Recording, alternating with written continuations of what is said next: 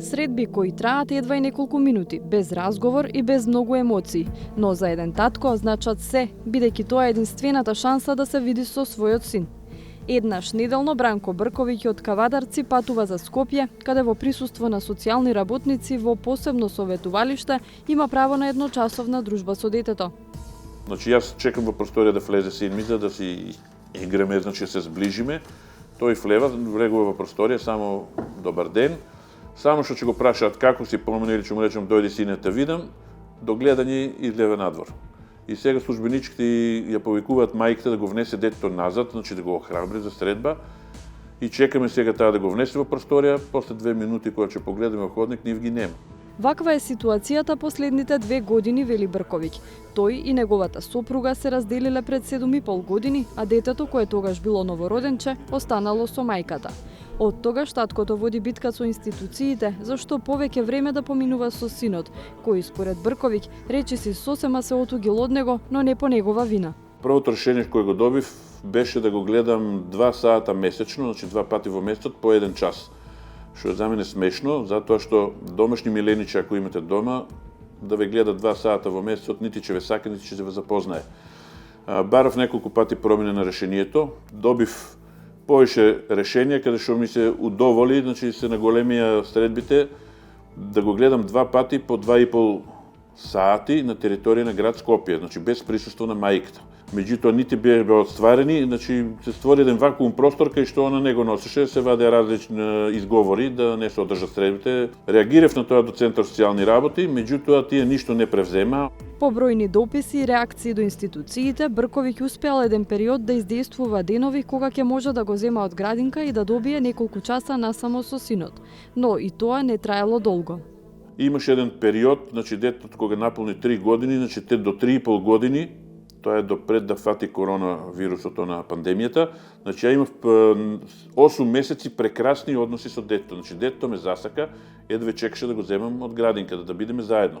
Имавте право да шетате некаде во Скопје? Да, јас тогаш и решението ми беше дека по 5 сати на територија на град Скопје можам да бидам со него насамо без присуство на мајката. Забележав дека секогаш кога е со мене, дето е весело, значи сака да го носам во зоолошка градина, на водно, во градски парк да се играме. А токму таму се направени и последните заеднички фотографии на Бранко со синот, пред речиси 4 години. Од ковид пандемијата до денес, единствените контакти им се оние во советувалиштето. Својата лична приказна тој често ја споделува и јавно, како пример како не треба да се однесуваат родителите по разделба. Еден таков настан се одржа неодамна во Скопје. Детето е скроз отуџено, значи сега да не расправам, значи за мојот случај издадена е книга Ромното отуџување. Во присуство на професори, адвокати и психолози се одржа дебата за заедничко родителство иницирана од Сдруженијето Наши. Оваа организација, чии член е и Брковиќ, бара измени на законот за семејство.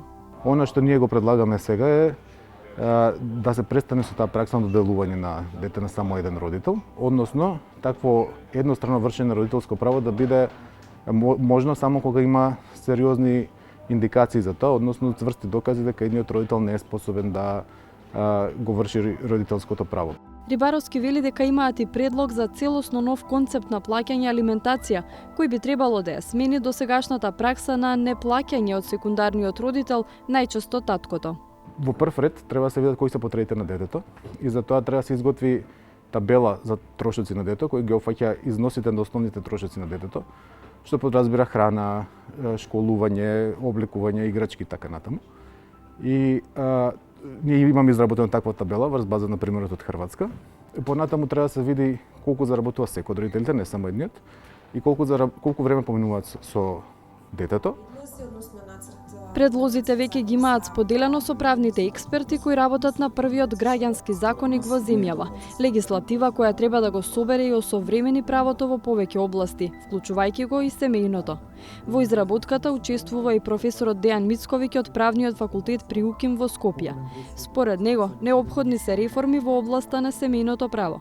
Постоечкиот закон не е менуван повеќе од 30 години и се смета за застарен.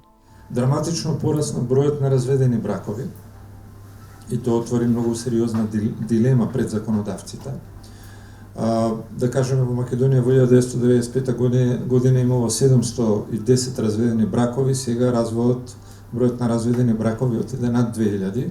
И веднаш да кажам дека предлог на комисијата е и самиот термин родителско право да се промени и да се нарекува родителска одговорност.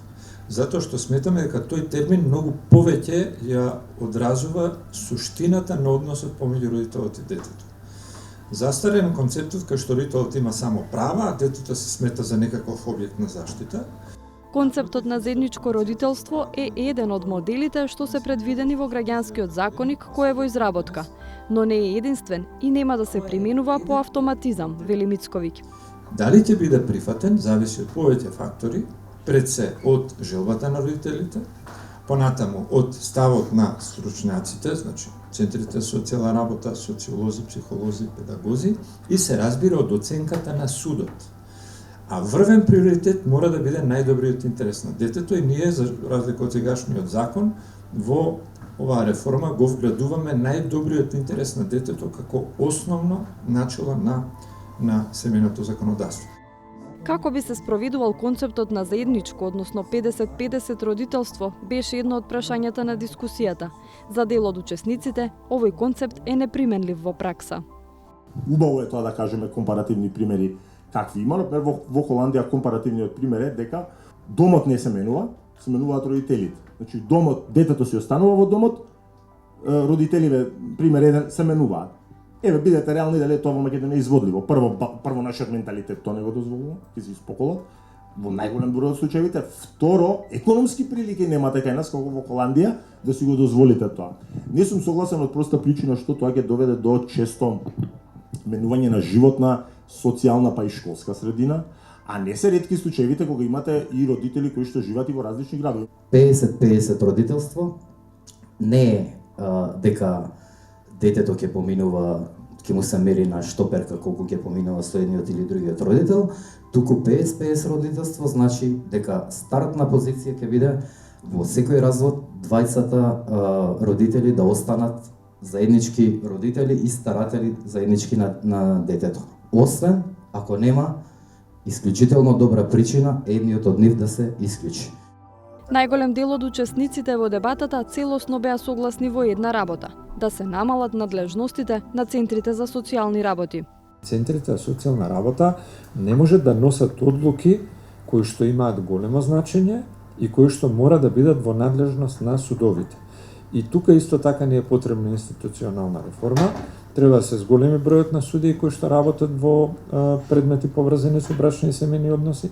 Треба да се обезбеди нивна специјализација, бидејќи се работи сепак за специфични спорови, и конечно да го ставиме како општество фокусот на она што е најбитно, а тоа се прават интересите на децата. Ние сега на еднакво рамниште ставаме судење за меѓи, дали дрвото било кај едниот или кај другиот комшија, и судење за суштински права на децата. А како би требало во пракса да изгледа заедничкото родителство, сведочи Ивана Коцева. По разделбата со партнерот, со кого имаат 2 деца, таа иако е од друг град, останала во Скопје. За доброто на децата, двајцата родители одлучиле физичката разделба да не значи и прекин на контактите. Живееме на многу мала раздалеченост, односно на километар раздалеченост, блиску до школото на децата, така што немаат промена во однос на средината на живење, немаат промена во однос на училиштето, на обврските, на другарчињата, значи на сето тоа, така да гледаме колку е можно, значи децата да не ја осетат нели таа промена која што им се случува во животот, и се надевам успеваме во тоа. Меѓусебните контакти со таткото се речиси на дневна основа и се поврзани најчесто со потребите на децата, раскажува Ивана. Бидејќи заедничкото родителство во земјава не е законски дефинирано, Центарот за социјални работи им издал решение во кое е предвидено таткото да ги гледа децата секој втор викенд и еднаш преку една недела. Значи мора да има еден примерен родител, така што децата ми се доверени мене. Имаме и решение за регулирање на контактите, кој што не е вака како што ние го практикуваме. Значи ние практикуваме да бидат генерално една недела кај мајката, една недела кај таткото, затоа што така ни одговара и нас и на децата. Иако често правиме отстапки од тоа, зависно од нашата ситуација, зависно од работните обврски и од сите обврски што ги имаме во животот. На прашањето што било пресудно да се одлучат за споделено родителство, Коцева вели дека разделбата не била лесна на почетокот. И таа лично била од другата страна на приказната. Јас сум дете на разведени родители и знам, поминував низ тоа што поминуваат моментално моите деца. Многу добро знам како се чувствуваат, знам дека имаат потреба од двајцата родители, знам дека двајцата родители ги сакаат и ги ценат подеднакво. Така да, заради тоа не сакам да им гоускратам правото ни од едниот, ни од другиот родител. Значи сакам децата да си бидат подеднакво. Мислам прво потребата нивна да се задоволи, а после тоа нивните желби, затоа што реално и они сами кажуваат дека сакаат да бидат со двајцата подеднакво. Дали концептот на заедничко родителство, кој е дел од работната верзија на граѓанскиот законник, ќе стане една од опциите по развод, финално ќе зависи од пратениците во собранието. А како би се применувал, ќе зависи од родителите и нивната одлука. Дали по разводот двајцата ќе учествуваат во животот на децата или ќе ги користат како оружје за меѓусебна пресметка.